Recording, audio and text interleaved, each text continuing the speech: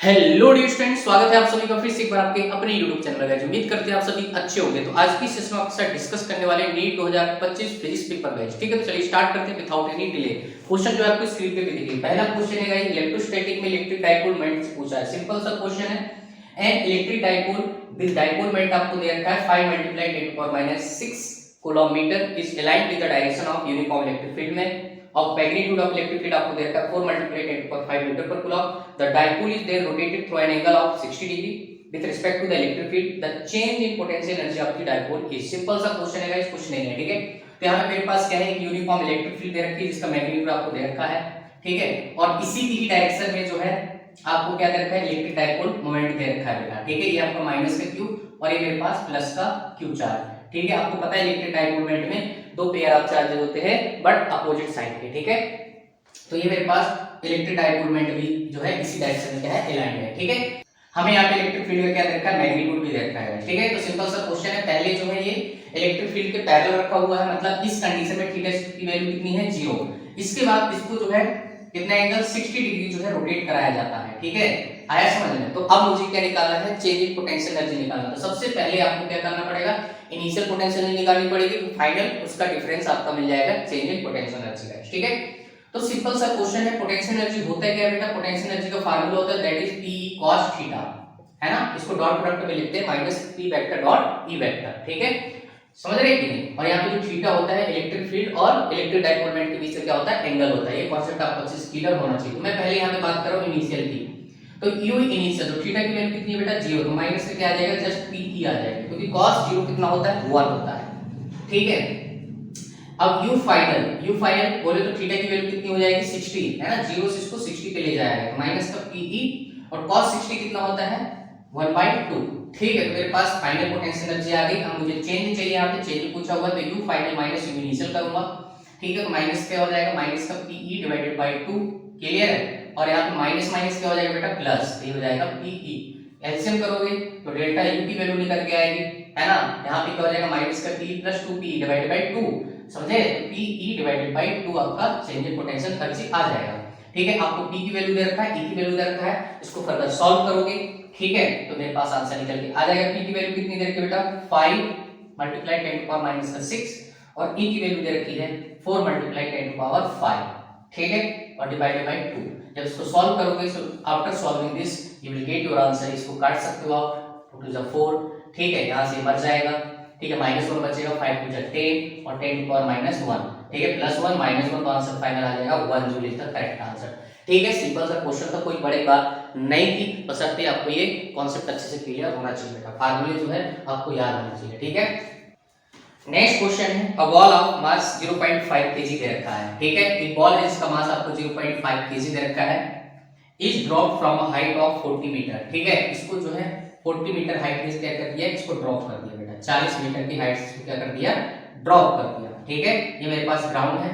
ठीक है, यहाँ पे बॉल जस्ट जब हिट करने वाली होगी तो यहाँ पे इनिशियल रफ्तार में इसकी 0 मानूंगा। जब ये हिट करने वाली होगी तो उसको रफ्तार मान लो कितनी है, v है। ठीक है, इसके बाद क्या बोला है, the ball hit the ground and rises to a height of 10 meter. मतलब हिट करने के बाद आफ्टर ये क्या करती है, ऊपर जाती है। कितने मीटर तक ऊपर जाती है, ये जाती है 10 मीटर तक, अगेन ऊपर जाती है बेटा। ठीक है, तो अब यहाँ से क्या पूछा हुआ है, the impulse imparted to the ball during its collision with ground is. मतलब सिंपल सा क्वेश्चन है। ठीक है, जब ये हिट करेगी वापस जाएगी तो इसने कितना इंपल्स जो है ग्राउंड पे क्या किया है, मतलब ग्राउंड के साथ कोलिजन जब किया है तो कितना इंपल्स जो है इंपार्टेड किया है। ठीक है, मतलब लगाया है, सीधी सी बात है। इंपल्स जो होता है बेटा that is nothing but this is a change in linear momentum. ठीक है, तो अगर मुझे चेंज इन लीनियर मोमेंटम मिल जाएगा तो मेरा इंपल्स आ जाएगा, सीधी सी बात है। तो बेटा क्या करेंगे, सबसे पहले बेटा, है ना, जब स्टार्टिंग में ये बॉल हमने ड्रॉप किए तो जब ये ग्राउंड पे क्या करेगी, हिट करेगी, उस वक्त यहाँ पे रफ्तार कितनी होगी, और दूसरा जब ये रिटर्न करके जाएगी उस वक्त इसकी रफ्तार क्या होगी। ठीक है, तो इनिशियल और फाइनल जो है मुझे यहाँ पे निकालना है और उसका चेंज अपन निकाल लेंगे। ठीक है, तो सबसे पहले मैं v निकालता हूँ। तो यहाँ पे न्यूटन की थर्ड इक्वेशन लगाऊंगा, v² = u² + 2ax। बेटा स्टार्टिंग में मामला 0 है तो मेरे पास v² जो निकल के आ जाएगा, मैं जस्ट इसको स्क्वायर रूट ले लेता हूँ। तो v = a की वैल्यू यहाँ पे g लेंगे, समझ रहे हैं ना। a = आपका g है, एक्सीलरेशन टू ग्रेविटी, s कितना है आपको 40 दे रखा है डिस्प्लेसमेंट। ठीक है, अच्छा, अब यहाँ पे बेटा देखो g की वैल्यू तो अपनी तरफ से मत ले लेना 10 मीटर पर सेकंड स्क्वायर, उसने क्वेश्चन में जो दे रखा है ना वही लेना है, क्योंकि क्वेश्चन बनाने वाला ना आपको थोड़ा डाटा इजी करके देता है। अगर आपने 10 ले लिया तो हो सकता है तुम उलझ जाओ, ठीक है। तो बेटर है कि जो क्वेश्चन में मेंशन है वही लो। क्वेश्चन में हमको 9.8 दे रखा है, तो 2 मल्टीप्लाई 9.8 मल्टीप्लाई 40। बेटा ध्यान से देखो मेरे पास, जब इसको सॉल्व करोगे एक जीरो यहाँ पे लगा दो, ठीक है, तो 98 हो जाएगा। समझ रहे हैं कि नहीं? ठीक है, तो 2 मल्टीप्लाई 98 मल्टीप्लाई 4, ठीक है, 4 बाहर से 2 निकल आएगा और 98 को मैं लिख सकता हूँ 49 मल्टीप्लाई 2। समझ रहे हैं कि नहीं? ठीक है, तो यहाँ पे मेरे पास 2 के दो जोड़े बनेंगे और 4 2 से बाहर निकल आएगा, तो 2 मल्टीप्लाई 2 और 49 बोले तो 7 निकल आएगा। आई होप ये चीज आपको क्लियर हो गई होगी बेटा, ये सब अच्छे से आना चाहिए। तो मेरा जो यहाँ पे आंसर आ जाएगा दैट इज 28 मीटर पर सेकंड। ठीक है, तो ग्राउंड में हिट करते वक्त जो रफ्तार होगी दैट इज 28 मीटर पर सेकंड होगी गाइस। ठीक है, ये अच्छा। नेक्स्ट जब ये रिटर्न करके वापस आएगा, ठीक है, तो फर्स्ट केस हो गया। सेकंड केस में क्या करेंगे अपन, मुझे b डैश निकालना, तो फिर अगेन ये वाला फार्मूला लगाओ। अब यहाँ पे जाके बेटा फाइनल रफ्तार क्या हो जाएगी, फिर से 0 हो जाएगी। यहाँ पे स्टार्टिंग में आपको निकालनी है, ठीक है, तो v यहाँ पे क्या हो जाएगा, v final equal to 0 square जो भी है इक्वल टू यहाँ पे b डैश का स्क्वायर करोगे, ठीक है, प्लस यहाँ पे माइनस आएगा, क्यों, क्योंकि बॉल ऊपर जा रही है, एक्सीलरेशन नीचे बेटा रिटार्डेशन होगा, तो यहाँ पे क्या आ जाएगा बेटा माइनस का 2 g की वैल्यू 9.8 इंटू x कितना दे रखा है आपको 10।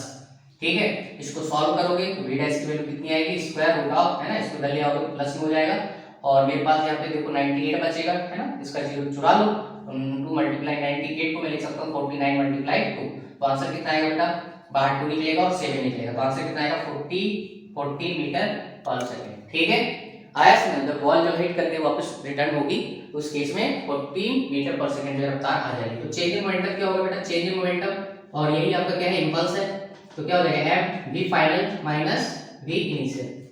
m कितना रखा है 0.5, v फाइनल कितना है बेटा देखो तो 14 मीटर पर सेकंड। ठीक है, ऊपर की तरफ, ऊपर वाली डायरेक्शन में प्लस लेनी है और नीचे वाली नेगेटिव। ठीक है, आया, तो साइन कन्वेंशन भी करना पड़ेगा बेटा, तभी आंसर आपका आएगा।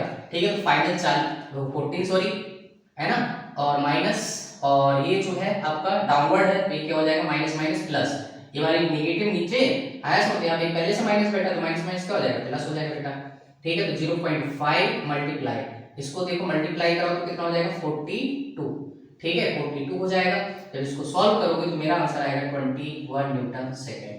ठीक है, ये मेरे पास इंपल्स जो है इतना इंपॉर्टेंट होगा ड्यूरिंग कॉलिजन। तो आई होप ये चीज आपको अच्छे से क्लियर हो गई होगी। और मैं एक चीज आपको और क्लियर कर दूं यार, नीट 2025 में ठीक ठाक लेवल का फिजिक्स का पेपर आया हुआ है। ठीक है, आया समझ, इसलिए भाई साहब थोड़ा सा प्रिपेयर रहें, भरोसा नहीं है लोगों का, ठीक है, कब कैसा पेपर आ जाए, इसलिए अच्छी अपनी प्रिपरेशन जो है अच्छे से करें बेटा। ठीक है, वैसे इतने भी टफ क्वेश्चन नहीं थे, समझ रहे ना, 15 से 20 क्वेश्चन ऐसे जो तुम इजीली कर सकते थे। ठीक है, कुछ क्वेश्चन थे तो बढ़िया लेवल के दिया उन्होंने, तो सारे क्वेश्चन जो आप बारी बारी से करेंगे गाइस। ठीक है, तो next question guys, kinetic energy of similar cars आपको दे रखा है, A and B are 100 joule and 225 joule respectively करके बताया हुआ है। On applying brakes car A stops after 1000 metre दे रखा है and car B stops after 1500 metre. ठीक है, if FA and FB are the forces applied by the brakes on car A and B respectively, then the ratio FA divided by FB आपको निकालना है। हमारी ऐसा क्वेश्चन कोई बड़ी बात नहीं है। डायग्राम यहाँ पे बनाता हूँ बेटा दोनों कार के लिए। ये मेरे पास क्या है, यहाँ पे एक ये कार दे रखी भाई साहब, ठीक है, यहाँ पे जल्दी से फटाफट बना लो। एक मेरे पास कार ये है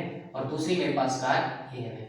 ठीक है, बड़ा ही इंटरेस्टिंग क्वेश्चन है, मजे आने वाली भाई साहब। ठीक है, एक कार इधर जा रही है, एक कार इधर जा रही है। ठीक है, अब यहाँ पे जाके जो है ये फाइनल जो मामला यहाँ पे स्टॉप हो जाती है कार, कितने मीटर पे अभी देख लेते हैं। ठीक है, आया समझ में, यहाँ पे जाके ये फाइनल जो है दोनों कार अपनी अलग अलग डिस्टेंस पे क्या हो जाती है, स्टॉप हो जाती है। ये कितना चलता है 1500 मीटर चलता है बेटा। ठीक है, और ये कितना चलता है 1000 मीटर चलता है। ठीक है, ये मेरे पास कार ए है और ये मेरे पास कार बी है। क्लियर है? तो गाइस ये आपको क्वेश्चन में जो इंफॉर्मेशन गिवन है, मुझे काइनेटिक एनर्जी दिया है, मुझे क्या चाहिए, कितना फोर्स इस पे लगाया जाए ताकि इतनी डिस्टेंस पे क्या हो जाए, ये स्टॉप हो जाए। सीधा सा क्वेश्चन है। इसके लिए आपके पास दो तरीके हो सकते हैं। हम सबसे सिंपलेस्ट मेथड करने की कोशिश करेंगे। आपको पता है W क्या होता है, फोर्स इनटू डिस्प्लेसमेंट, और आपको ये भी पता है जो वर्क डन होता है फाइनल किस में कन्वर्ट होता है, kinetic energy. Final kinetic energy 0 सिर्फ आपको इनिशियल काइनेटिक एनर्जी यहाँ पे दे रखा है। ठीक है, तो यहाँ पे वर्क डन की जगह क्या लिखूंगा, इनिशियल काइनेटिक एनर्जी, तो मैं यहाँ पे FA और SK लिखूंगा। ठीक है, ये WA हो जाएगा, तो यहाँ पे हो जाएगा KEA, समझ रहे, kinetic energy of first car. ठीक है, और यहाँ पे फोर्स मुझे FA निकालना है, डिस्प्लेसमेंट इसका कितना बेटा देखो तो 1000 मीटर, कितना मीटर 1000 मीटर। ठीक है, और ये आपको दे रखा है कितना 100 जूल, कितना दे रखा है 100 जूल, यही दे रखा है ना। ठीक है 100 जूल ही दे रखा है। ठीक, तो ये डिवाइड में करोगे तो कितना आएगा 1000, तो मेरे पास यहाँ पे Fa निकल के आ जाएगा, तो 2 जीरो मर गए, तो Fa की वैल्यू कितनी निकल के आ जाएगी 1/10 आ गई बेटा। ठीक है, सिमिलर आपको किसका निकालना है, कार बी का निकालना, तो Kb equal to Fb into Sb। ठीक है, कितना दे रखा है 225 और Sb कितना दे रखा है 1500। ठीक है, तो मेरे पास Fb निकल के आ जाएगा, तो Fb की वैल्यू कितनी हो जाएगी देखो तो बेटा, इसको भाग लगा दो तो कितना हो जाएगा, इसको काटा पीटी मचा दो। ठीक है, तो आंसर आपका आ जाएगा आपके सामने। ठीक है, काटा पीटी मचाओगे तो क्या हो जाएगा 5 3 जा और 5 4 जा 5 5 जा। ठीक है, तो मेरे पास 45/300, 5 6 जा 60 हो जाएगा, 5 9 जा। ठीक है, तो यहाँ पे हो जाएगा 9/60 और इसको काट सकते हो 3 3 जा आया समझ, और 3 2 जा, तो मेरे पास 3 कितना आ जाएगा 20। सही है, 3 3 जा 9 और 3 2 जा 6, तो 3/20 आपके पास ये निकल के आ जाएगा। मैंने से रेशियो किसका पूछा है, Fa डिवाइड बाय Fab पूछा हुआ है, तो Fa डिवाइडेड बाय जब Fab करोगे तो सिमिलर जो सिंपल सा है क्वेश्चन का आंसर आ चुका है बेटा 1/10। ठीक है, इसको डिवाइड करोगे तो 20 ऊपर जाएगा 3 नीचे आ जाएगा, तो आपको नहीं लगता आंसर मेरा कितना आ जाएगा 2/3 इज द करेक्ट आंसर। ठीक है, तो सिंपल सा क्वेश्चन था, कोई बड़ी बात नहीं है भैया। ठीक है, तो इस क्वेश्चन का आंसर जो है आपको ये मिल जाएगा। दूसरा मेथड भी है, उससे भी कर सकते हो आप, न्यूटन के इक्वेशन वगैरह अप्लाई करोगे। ठीक है, वहां से थोड़ा टाइम टेकिंग हो जाएगा, बेटर है कि तुम यहाँ से भी खेल जाओ। ठीक है, देखो यार यही बड़ी बात है कि तुम एग्जाम हॉल में बैठ के किस तरह दिमाग चलाते हो। ठीक है, दूसरा मेथड भी हो सकता है, लेकिन हो सकता है वो लेंथी मेथड, इसलिए सीधे वर्क डन से खेल जाओ, काम आसान हो जाएगा। ये होते हैं यार फिजिक्स में कॉन्सेप्ट। चलिए बेटा बढ़ते हैं नेक्स्ट क्वेश्चन की तरफ। नेक्स्ट क्वेश्चन है, 3 identical heat conducting rods are connected in series as shown in the figure. आपको दे रखा है the rods on the sides have thermal conductivity 2K while that in the middle has thermal conductivity K। ठीक है, the left end of the combination is maintained at temperature 3T and the right end at the rods are thermally insulated from the outside. ठीक है, in steady state temperature at the left junction is T1 and that at right junction is T2. The ratio of T1 divided by T2 is, मतलब मुझे क्या चाहिए, मुझे T1 divided by T2 चाहिए बेटा। सीधी सी बात, पहले मुझे T1 निकालना पड़ेगा, T2 निकालना पड़ेगा, डायरेक्ट भी आ जाएगा। ठीक है, कोई बड़ी बात नहीं है। तो यहाँ पे जो है मेरे को ऐसा कुछ सिस्टम बना के ऐसे दिया हुआ है 3 रॉड्स का। ठीक है, यहाँ पे मैं थोड़ा सा ऐसे रफली बना देता हूँ और यहाँ पे जो है वॉल्स में ऐसे फिक्स कर दिया गया है। ठीक है, तो ये है, और यहाँ पे जो है इसका 2K दे रखा है बेटा, और टेम्परेचर यहाँ पे 3T दे रखा है, यहाँ पे T दे रखा है, और इन जंक्शन पे टेम्परेचर इसका T1, इसका दे रखा है T2, और ये आपके पास T दे रखा है, और ये आपके पास 2K दे रखा है। ठीक है, तो ये मेरे पास क्वेश्चन में इंफॉर्मेशन दे रखा है, सिंपल सा क्वेश्चन, कोई बड़ी बात नहीं है। जब ये स्टेडी स्टेट को क्या करेगा, अचीव करेगा, तो उस केस में मुझे T1 डिवाइडेड बाय T2 का जो है रेशियो निकालना है। सिंपल सा है, कोई बड़ी बात नहीं बेटा, ये सारे के सारे सीरीज कॉम्बिनेशन है, तो आपको पता है यहाँ से जो हीट करंट होगा उस समय क्या होगा, सेम होगा। ठीक है, मैं यहाँ पे बोल सकता हूँ H1 equal to H2 equal to H3, या rate of dQ1 divided by dt equal to dQ2 divided by dt equal to dQ3 divided by dt।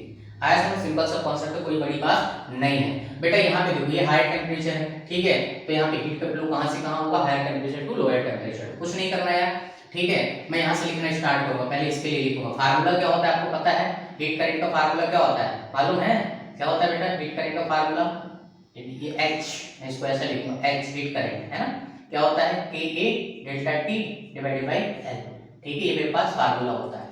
ठीक है, तो यहाँ पे लगाऊंगा बेटा, सबसे पहले इस पे लगाऊंगा तो कितना हो जाएगा, कितना हो जाएगा 2KA डिवाइडेड बाय L, और टेम्परेचर क्या लिखूंगा हायर माइनस लोअर, तो 3T माइनस T1। ठीक है, इक्वल टू इसके लिए लिखूंगा तो क्या लिखूंगा, ये हायर होगा तो कितना हो जाएगा KA T1 माइनस T2 और डिवाइडेड बाय क्या लिखूंगा L। ठीक है, इसके बाद बेटा यहाँ पे कितना आ जाएगा 2KA और टेम्परेचर T2 माइनस T और डिवाइडेड बाय क्या हो जाएगा L। जो कट रहा है उड़ा दो भैया, देखो KAL सब गया। ठीक है, अंदर जाएगा तो कितना हो जाएगा 60 माइनस 2T1, ऐसे इसको मल्टीप्लाई करोगे और यहाँ पे क्या हो जाएगा T1 माइनस T2 और इधर जाएगा 2T2 माइनस 2। हमारे पास ये इक्वेशन निकल के आएगी, एक्सप्रेशन कुछ ऐसा। ठीक है, अब मैं क्या करूँगा, अपने जोड़े बना दूंगा भाई, इन दोनों को भी सॉल्व कर सकते हो, चाहो तो इन दोनों को सॉल्व कर लो, या फिर इसको और इसको भी सॉल्व कर सकते हो। ठीक है, आपकी मर्जी। तो मैं क्या कर रहा हूँ, इसको और इसको सिलेक्ट कर रहा हूँ बेटा।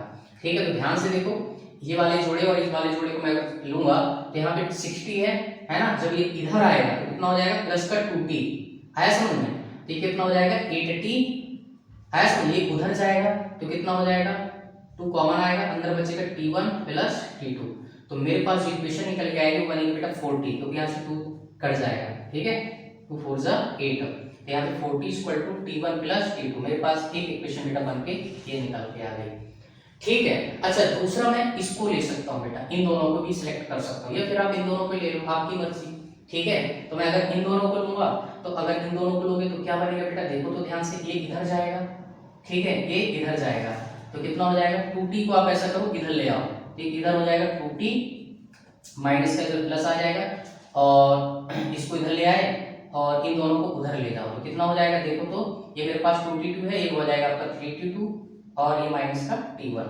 ठीक है।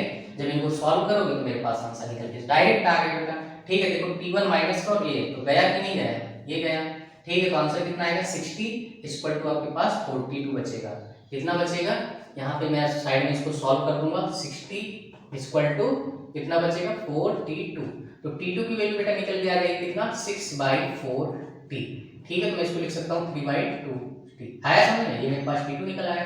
अगर मेरे पास t2 निकल आया तो मैं t1 भी निकाल सकता हूँ, t2 की वैल्यू किसी भी इक्वेशन पुट कर दो, चाहे इसमें पुट कर दो, चाहे इसमें पुट कर दो, आपकी मर्जी, ठीक है। तो मैं इस पे रख रहा हूँ बेटा, इस पे रखूंगा, तो 40 equal to t1 plus t2 की वैल्यू कितनी रखना है 6/4 इंटू t, सॉरी यहाँ पे 3/2 लिया है ना, तो 3/2, ठीक है। तो इसको इधर ले आओ बेटा, तो t1 इक्वल टू हो जाएगा 4t minus 3/2 into T, LCM करोगे तो 8 माइनस 5/2 इंटू टी और 81। अब रेशियो किसका पूछा हुआ है निकाल लो यार इसी तरीके से, आ गया आंसर।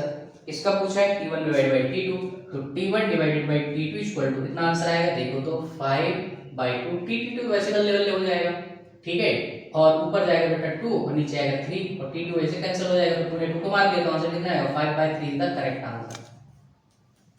क्लियर है, तो सिंपल सा क्वेश्चन था, कोई बड़ी बात नहीं है, तुझे समझा रहा हूं इसलिए टाइम लग रहा है, अदरवाइज मैं कुछ स्टेप्स स्किप करके डायरेक्ट आंसर ला सकता था, कोई बड़ी बात नहीं है बेटा, ठीक है।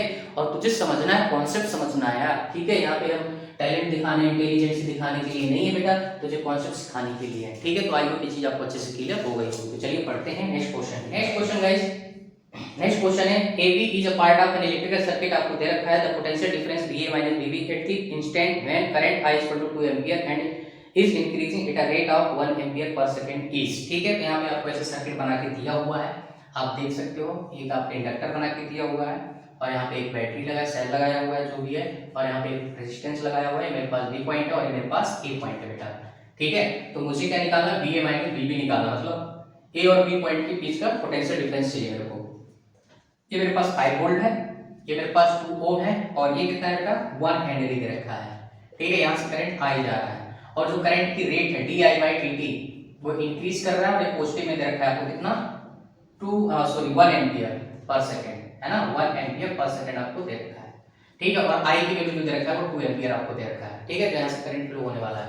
तो बेटा एक बात हमेशा याद रखना, जो इंडक्टर के अक्रॉस पोटेंशियल डिफरेंस आता है, ठीक है, इंडक्टर के अक्रॉस जो पोटेंशियल आता है VL दैट इज LdI/dt आता है बेटा, ठीक है। तो अब मैं इसको अगर यहाँ पे बैटरी बना दूं, ठीक है, या फिर डायरेक्ट आप यहाँ पे सीधे साइन कन्वेंशन कर लो बेटा, ठीक है। यहाँ पे plus minus plus minus plus minus, ठीक है। यहाँ पे केवीएल रूल लगा दो, सीधा सीधा लूप बना के, ठीक है, तो आपका आंसर आ जाएगा, कोई बड़ी बात नहीं है, ठीक है, क्लियर। अब यहाँ पे हम केवीएल रूल अब जो है अप्लाई करने वाले हैं बेटा, ठीक है। तो अब केवीएल रूल यहाँ से स्टार्ट करेंगे बेटा, VA अगर मैं इसको टर्मिनल में अगर शो करूँ प्लस और ये माइनस, ठीक है, ये प्लस और ये माइनस, ठीक है। तो ये बेटा फर्स्ट टाइम होगा क्योंकि आप ऐसे जा रहे हो, ठीक है, ऐसे जा रहे हो कि आपका फर्स्ट साइन होगा, सेकंड साइन होगा, क्लियर है, ये आपको लगाना आना चाहिए भैया, ठीक है। तो मैं ऐसे जा रहा हूँ, ये आपका सेकंड साइन होगा, तो यहाँ पे लूंगा VA, ठीक है। ये मेरे पास मैंने सेकंड साइन लेना है, ये फर्स्ट है सेकंड है, तो इसके लिए फर्स्ट और ये सेकंड, माइनस का LdI/dt हो जाएगा बेटा, ठीक है। फिर से मेरे पास ये माइनस का 5 वोल्ट हो जाएगा और माइनस का यहाँ पे करंट कितना जा रहा है 2, समझ रहे हैं ना, V equal to I into R, तो 2 इंटू 2 कितना हो जाएगा 4 और ये माइनस यहाँ पे VB इक्वल टू क्या कर दूंगा 0, ठीक है। तो मेरे पास VA माइनस VB और यहाँ पे कितना L कितना दे रखा है 1 हेनरी और di/dt की रेट कितनी दे रखी है बेटा 1, प्लस की है ना, प्लस की, तो प्लस क्योंकि इंक्रीज कर रहा है तो प्लस लिखना, डिक्रीज कर रहा तो माइनस रख देते, ठीक है। और माइनस का 5 माइनस 4 और इक्वल टू 0, तो मेरे पास VA माइनस VB निकल के आ जाएगा बेटा, कितना आ जाएगा देखो तो 5 4 9 और माइनस 1, तो कितना हो जाएगा -9 -1 तो माइनस माइनस प्लस हो जाएगा तो 10, उधर जाएगा तो प्लस का 10 वोल्ट जो है आंसर आ जाएगा। ठीक है, तो डीए और डीबी के बीच का जो पोटेंशियल ड्रॉप हुआ दैट इज 10 वोल्ट। तो आई होप गाइस चीज आपको अच्छे से क्लियर हो गई होगी। सिंपल सा क्वेश्चन था, कोई बड़ी बात नहीं थी, बशर्ते आपको केवीएल वगैरह जो है अप्लाई करना आना चाहिए और साइन कन्वेंशन आपको खुद से करना है। ठीक है, बहुत सारे क्वेश्चन आपको सिखाए जाते हैं। ठीक है, तो चलिए बढ़ते हैं नेक्स्ट क्वेश्चन की तरफ। Next question guys, a particle of mass m is moving around the origin with constant force आपको दे रखा है F, pulling it towards the origin. If Bohr model is used to describe its motion, the radius of nth orbit and particles speed v in the orbit depends on nh. ठीक है, मतलब मुझे सीधा सीधा ऑर्बिट की radius और orbits की speed का डिपेंडेंसी देखना है n के टर्म्स में। ठीक है, तो सिंपल सा है, यहाँ पे आपको फोर्स दे रखा है। ठीक है, जब भी कोई पार्टिकल सर्कुलर मोशन में घूमता है तो उसपे सेंट्रीपिटल फोर्स जो है लगता है, तो ये जो फोर्स है वो कांस्टेंट दे रखा है, इसकी वैल्यू क्या होगी mv²/r। ठीक है, ये मेरे को दे रखा है और फोर्स कांस्टेंट, तो मैं यहाँ पे क्या लिख सकता हूँ v²/r और ये F/m। ठीक है, फोर्स भी कांस्टेंट है, मास भी कांस्टेंट है, पूरा टर्म ये क्या हो जाएगा, कांस्टेंट हो जाएगा बेटा। ठीक है, तो मैं बोल सकता हूँ v directly proportional to r। ठीक है, मेरे पास एक्सप्रेशन निकल के यहाँ पे आ जाएगा। ठीक है, अच्छा उसने बोर्स मॉडल को एप्लीकेबल बोला, तो n इक्वल टू क्या होता है ns/2π, ये होता है बोर मॉडल, है ना। और L को मैं क्या लिख सकता हूँ mvr। ठीक है, L को मैं क्या लिख सकता हूँ mvr। अब यहाँ पे कुछ नहीं करना है बेटा, इस बोर मॉडल के कॉन्सेप्ट से आपको यहाँ पे r और v की वैल्यू जो है निकालना है। ठीक है, n के टर्म्स में। तो सबसे पहले मैं r को सब्स्टिट्यूट करता हूँ, तो यहाँ पे क्या हो जाएगा n/v। ठीक है, बाकी मामला कांस्टेंट है बाबा 2πm। ठीक है, इससे अपने को लेना देना नहीं है, सिर्फ आपको डिपेंडेंसी देखना है, कुछ नहीं। ठीक है, तो r की जगह उठा के क्या रख दोगे n/v रख दो बेटा यहाँ पे, तो v² directly proportional to n/v हो जाएगा। तो आपको नहीं लगता v की power cube directly proportional to n, तो मेरे पास v directly proportional to n की पावर कितना आ जाएगा बोलो तो 1/3। अरे आ गया क्या, तो v की जो डिपेंडेंसी है n के साथ that is directly proportional to n की पावर 1/3। अब किसको सब्स्टिट्यूट करना है, v को सब्स्टिट्यूट करना है। ठीक है, तो अब मेरे पास यहाँ पे क्या करोगे, v की वैल्यू निकाल दो, तो v इक्वल टू कितना आ जाएगा बेटा, देखो तो v इक्वल टू आ जाएगा n/r। आया समझ, बाकी सेक्शन नाटा है यार, h/2π ये सब कांस्टेंट है, इसको मारो गोली। ठीक है, उठा के यहाँ पे रख दो, तो कितना हो जाएगा n² / r² डायरेक्टली प्रोपोर्शनल क्या हो जाएगा r, इसको उठा के मैंने यहाँ पे रख दिया बेटा, v का स्क्वायर इसका भी स्क्वायर हो जाएगा, तो यहाँ पे क्या बन जाएगा देखो तो ये जाएगा तो r की power cube directly proportional to n², तो r directly proportional to n की पावर 2/3। ठीक है, तो मेरे पास r और v का जो है डिपेंडेंसी n के टर्म्स में ये निकल के आ जाएगा। देख लीजिए कौन सा ऑप्शन आपका मैच करेगा। ठीक है, तो फर्स्ट का करेक्ट आंसर। तो आई होप चीज आपको क्लियर हो गई होगी, है ना। और बच्चे को रटा होता है यार, क्योंकि देखो वो पर्टिकुलर कंडीशन है, उस पर्टिकुलर कंडीशन में जो हमारे पास r और v की जो डिपेंडेंसी आती थी n के साथ, r कितना आता था r0 n² आता था। आया समझ, बोर्स मॉडल में पढ़ते हैं ना। ठीक है, उसमें कुछ कंडीशन लगती है बेटा, यहाँ पे जो फोर्स कांस्टेंट दे रखा है आपको। ठीक है, इस पर्टिकुलर कंडीशन के हिसाब से आपके पास ये कॉन्सेप्ट जो है निकल के आ जाएगा। ठीक है, तो आई होप ये चीज आपको अच्छे से क्लियर हुई होगी। चलिए बढ़ते हैं नेक्स्ट कॉन्सेप्ट की। Next question guys motion in straight line से है। Question is in some appropriate units time and position x relation of the moving particle is given by t equal to, आपको दे रखा है कितना दे रखा है, t equal to x² + x। ठीक है, ये मेरे को आपको दे रखा है। ठीक है, the acceleration of the particle is, मेरे से क्या पूछा है, एक्सीलरेशन पूछा है, तो सिंपल सा कोई बड़ी बात नहीं है।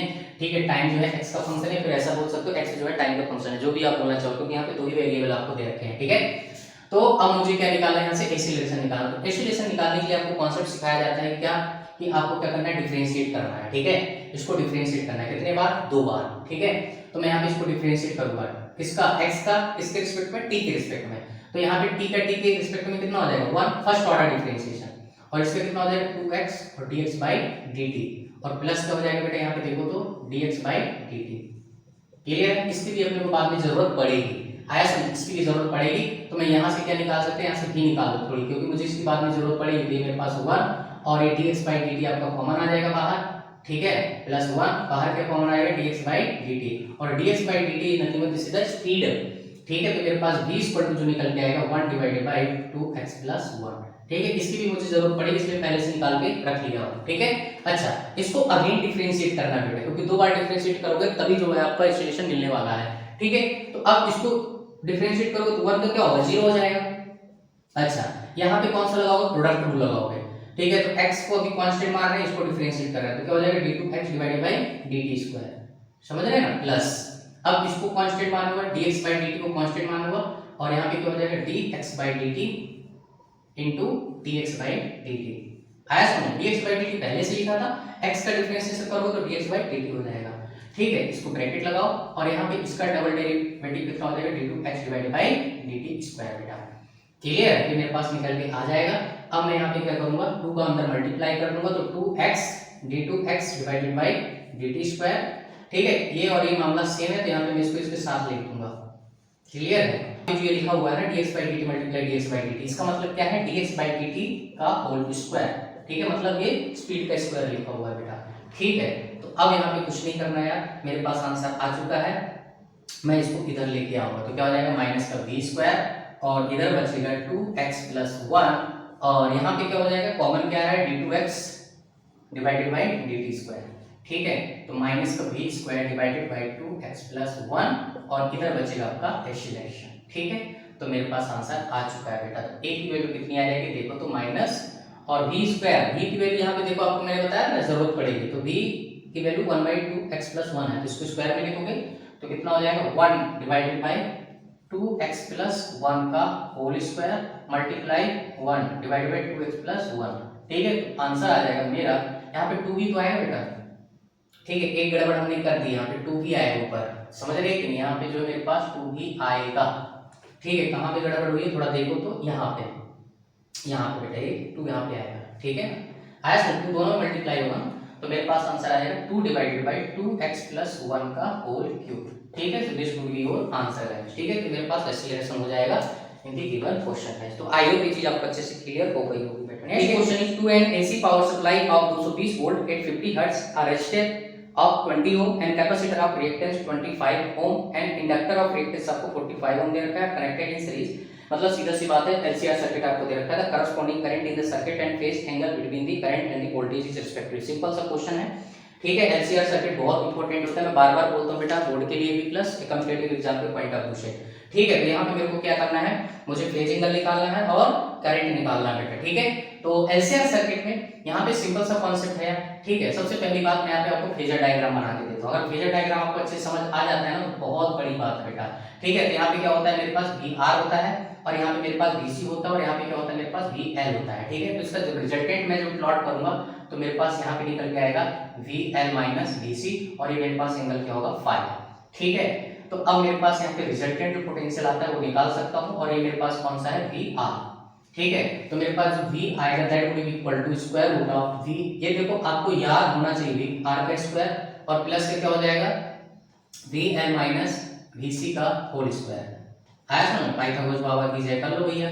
ठीक है, और VL इक्वल टू क्या होता है, IXL। ठीक है, आया समझ, V इक्वल टू क्या हो जाएगा, यहाँ पे VR की जगह I का स्क्वायर R का स्क्वायर प्लस यहाँ पे क्या हो जाएगा, I स्क्वायर कॉमन आएगा, अंदर बचेगा XL माइनस XC का होल स्क्वायर। ठीक है, ये मेरे पास निकल के आ जाएगा बेटा। ठीक है, अच्छा मैं I कॉमन ले लूंगा दोनों से तो यहाँ पे क्या बचेगा, V बाई I और अंदर क्या बचेगा, देखो तो R का स्क्वायर प्लस कितना बचेगा, XL माइनस XC का होल स्क्वायर।